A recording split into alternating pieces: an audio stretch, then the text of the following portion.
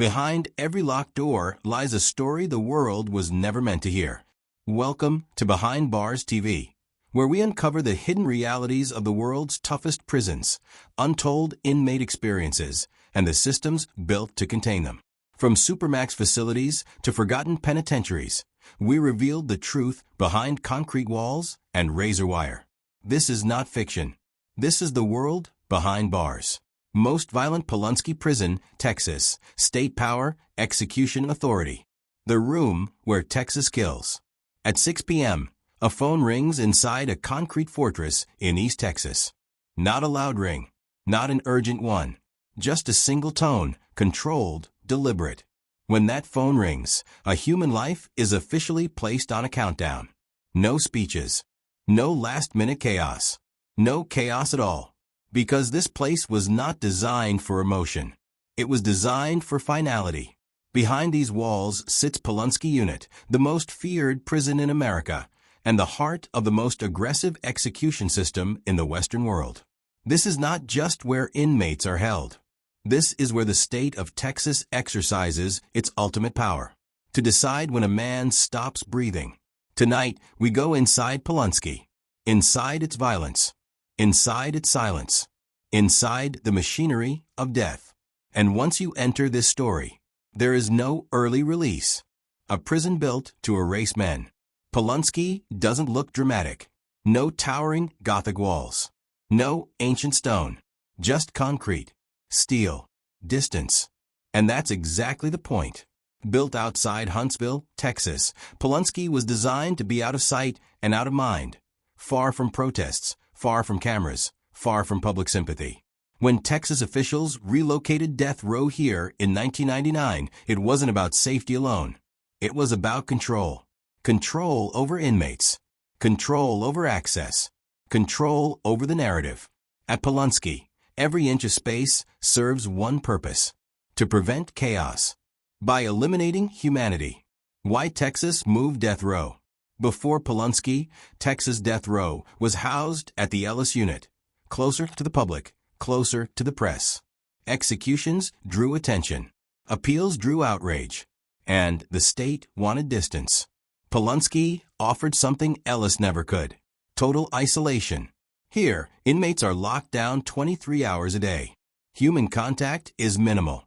Movement is choreographed. Violence doesn't disappear in this environment. It mutates. Life on Texas death row.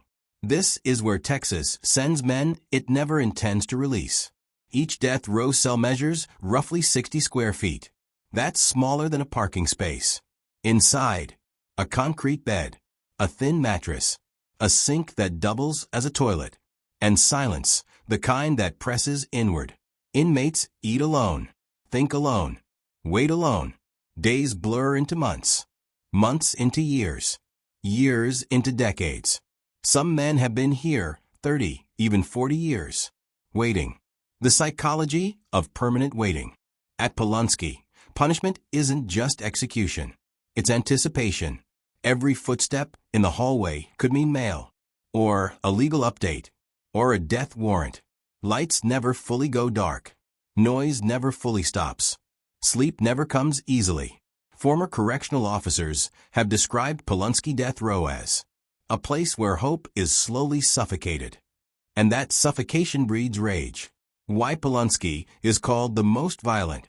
Despite the isolation, or maybe because of it, Polunsky has earned a reputation few prisons can match. This is where Texas sends inmates too violent for general population. Men who have killed guards. Men who have killed other inmates. Men who continued violent behavior after sentencing. Violence here is sudden, explosive, often improvised. A sharpened toothbrush, a snapped broom handle, a tray turned into a weapon. And when violence erupts at Polunsky, it isn't chaos. It's contained brutality. Staff under constant threat. Correctional officers at Polunsky don't work shifts. They endure tours. Every movement is trained. Every interaction follows protocol. Trust is non-existent. Officers know one truth. If something goes wrong here, backup is minutes away. And minutes can be fatal. Execution day, The process, the witnesses, the silence. Day at Polunsky doesn't begin with sirens.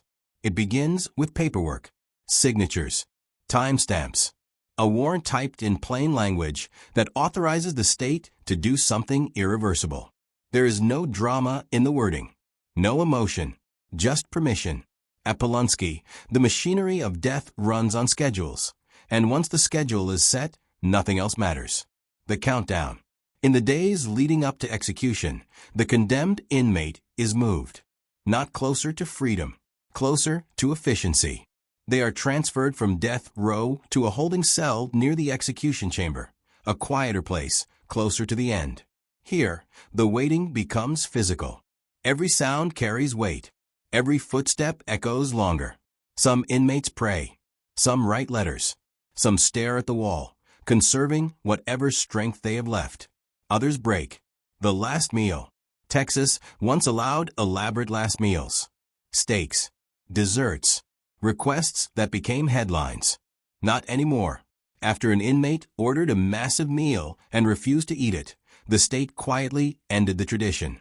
Now, death row inmates receive a standard prison meal. No symbolism. No indulgence. Just another way to strip the moment of individuality. Who watches a man die? Executions at Polunsky are not public, but they are witnessed. Behind thick glass sit a select few. Victims' family members, media representatives, spiritual advisors, prison officials. They watch in silence. No phones, no reactions, no commentary. The room is designed to prevent chaos, even emotional chaos. The final minutes. At exactly 6 p.m., the process begins. The inmate is strapped down. An 4 is inserted, sometimes smoothly, sometimes not.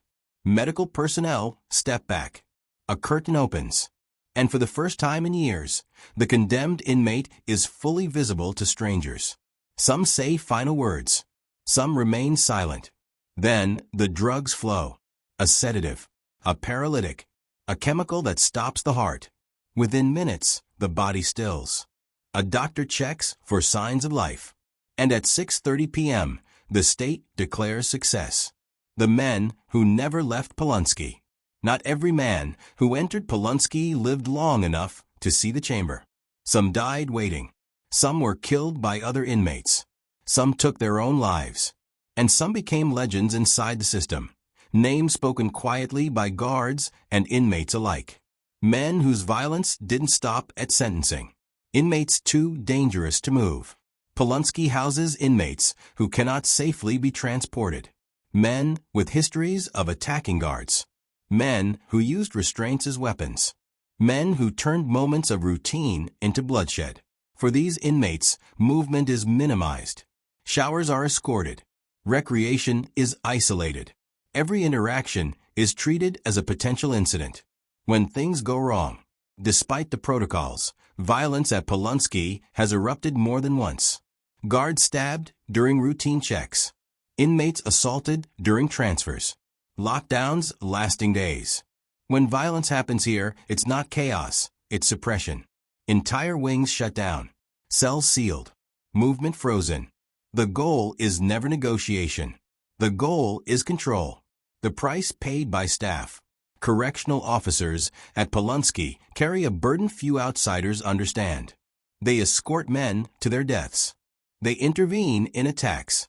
They witness executions, sometimes dozens over a career. Many suffer in silence.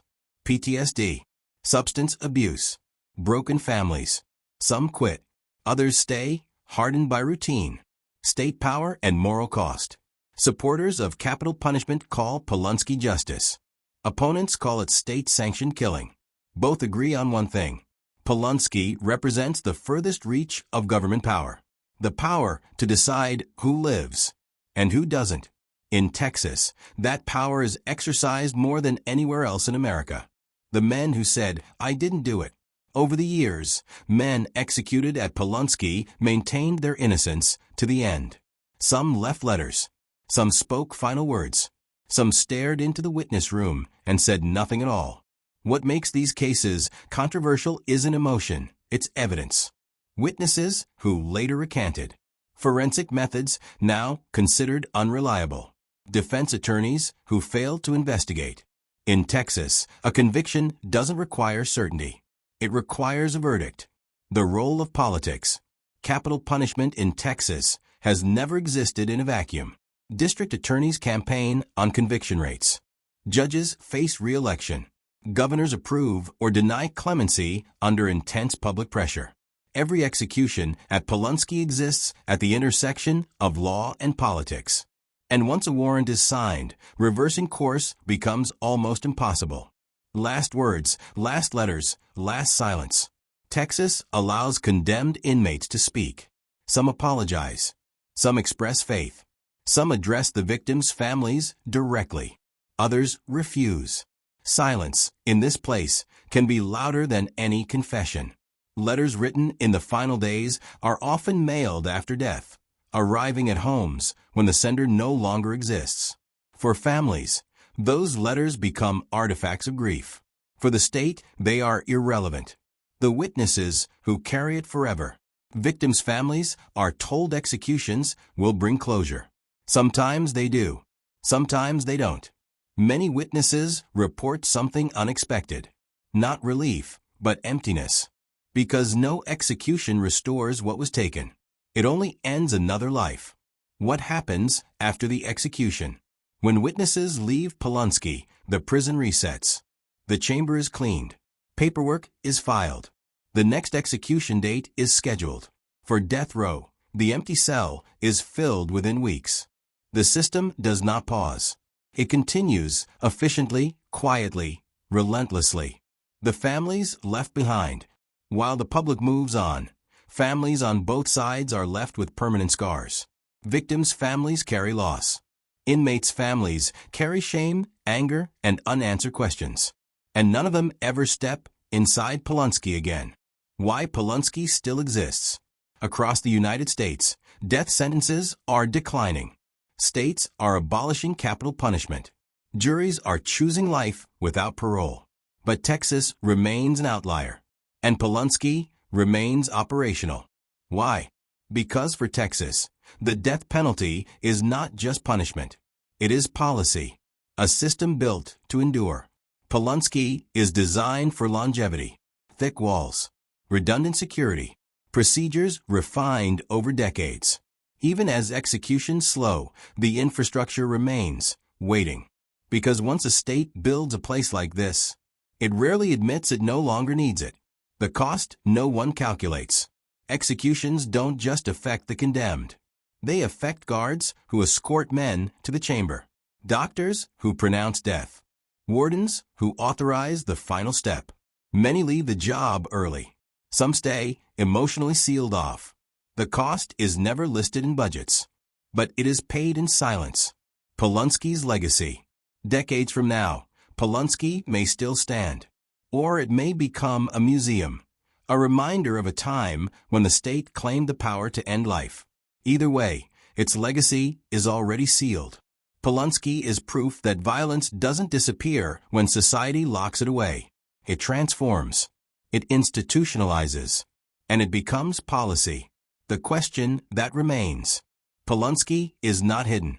It operates in the open. With laws passed by lawmakers. With approval from voters. With silence from those who don't want to look. The question isn't whether Texas can execute. It's whether it should. And that question is still waiting for an answer. Total isolation. How Polunsky breaks the human mind. Before execution. Before violence. Before headlines. Polunsky delivers something far more effective. Isolation. This is not temporary confinement. This is not discipline. This is a lifestyle imposed for decades. Men here do not live in a prison community. They exist in boxes. 23 hours alone. A typical day on death row is brutally simple. 23 hours inside a concrete cell. 1 hour of isolated recreation, alone in a cage. No group programs. No shared meals. No human touch. Even conversations are shouted through steel. The brain, deprived of stimulation, begins to turn inward. Thoughts loop. Memories distort. Anger festers. And for some men, reality begins to slip. What isolation does over time. Psychologists have warned for decades. Extended solitary confinement causes measurable damage. Hallucinations, paranoia, memory loss, explosive rage. At Polunsky, these symptoms aren't rare.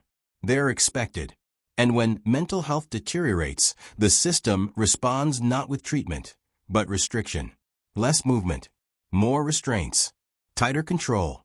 When death row turns inward, some of the most disturbing incidents at Polunsky never involve guards. They involve death row inmates themselves. Men attacking neighboring cells through food slots, throwing boiling liquids, setting fires using improvised tools. Violence here doesn't need proximity. It needs pressure, self-harm, and system failure. Not every death on death row comes from the execution chamber. Some inmates die by their own hand after years of waiting with no end in sight. Each incident triggers investigations. Each report uses the same language. No policy violations found. The system records the death and continues. The extraction teams. When an inmate refuses orders at Polunsky, negotiation ends quickly. Enter the extraction team. Highly trained, heavily armored, emotionally detached. They move fast, not violently, but decisively. The goal isn't punishment. It's compliance. And every movement is recorded. Force by design. Use of force incidents are reviewed internally. Footage is archived. Reports are filed. And the system validates itself. For the inmate, the message is clear. Resistance is temporary. Control is permanent. The guards who stay too long. Polunsky doesn't just change inmates. It changes staff. Veteran guards speak less, laugh less, trust less. Many develop hypervigilance, even off duty. Doors are checked twice. Crowds feel threatening. Sleep is light and short. Some call it professionalism. Others call it survival. Why they don't talk. Most officers never speak publicly. Not out of loyalty, but fear. Fear of backlash. Fear of judgment. Fear of reliving what they've seen. At Polunsky, silence isn't enforced. It's learned. The invisible boundary. There is a boundary at Polunsky no fence can mark. On one side, the outside world, loud, chaotic, free. On the other, a controlled universe where time means nothing and endings are scheduled. Very few people ever cross back unchanged. The long wait continues. Tonight, somewhere on death row, a man lies awake, not knowing if his appeals will work, not knowing if the phone will ring, not knowing if tomorrow will be ordinary or final. This is how Polunsky truly punishes. Not with death alone, but with waiting. Lethal injection. When the humane method fails. Lethal injection was sold to the public as progress. A quiet alternative. A medical solution. A way to remove violence from punishment. But at Polunsky Unit, the reality is more complicated and far more controversial. Because the moment death becomes a medical procedure, every failure becomes harder to explain. The protocol that changed everything. For decades, Texas used a 3-drug protocol. Then lawsuits came. Drug manufacturers objected. Supplies dried up. Texas adapted, not by abandoning executions, but by simplifying them. A single drug protocol replaced the old system. The state called it humane. Critics called it experimental. And Polunsky became the testing ground. Botched executions and legal challenges. Defense attorneys began filing emergency appeals. Claims included improper drug sourcing, lack of medical oversight, risk of unnecessary suffering. Texas courts largely rejected them. The reasoning was consistent. The protocol meets constitutional standards. At Polunsky, that ruling meant one thing: executions would continue. International backlash. Outside the United States, Polunsky's reputation is infamous. Human rights organizations cite it as evidence that America has failed to move beyond state violence. Several U.S. allies have abolished the death penalty entirely. Texas has not. And every execution at Polunsky widens that divide. Diplomatic pressure, no policy change. Foreign governments have formally protested executions of their citizens. Appeals were made. Statements were issued. But inside Texas, policy did not change. Because Polunsky does not answer to international opinion.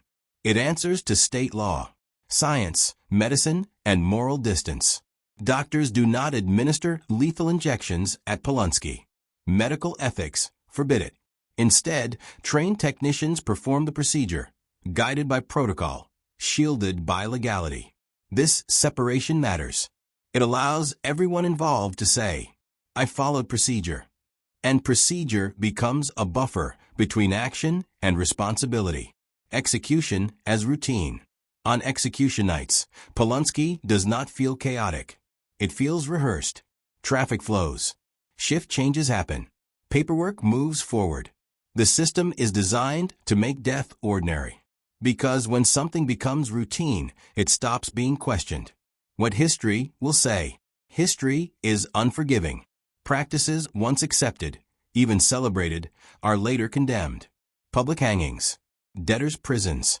Forced labor camps. Polunsky will one day be judged the same way. The only question is when. If the executions stop. What happens if Texas stops executions? Polunsky does not disappear. Death row inmates remain, aging, isolated, forgotten. The infrastructure stays in place. A machine built for killing doesn't vanish overnight. It waits. The final accounting. Polunsky represents the ultimate question of justice. Not whether crimes deserve punishment, but whether the state should ever become executioner. Every society must answer that question for itself. Texas has. The rest of the world is still watching. This story doesn't end with a verdict. It ends with reflection. And reflection is something Polunsky was never designed to allow. What you just saw is more than a story. It's a reality lived by thousands behind bars. If you believe in uncovering the truth, the kind hidden behind concrete walls and silence, then join us. Subscribe to Behind Bars TV and never miss a chapter in the world's most dangerous stories. Until next time, stay aware, stay informed, and stay locked in. Until next time, keep your mind open and your curiosity sharp. Remember, freedom and confinement are sometimes only a wall apart.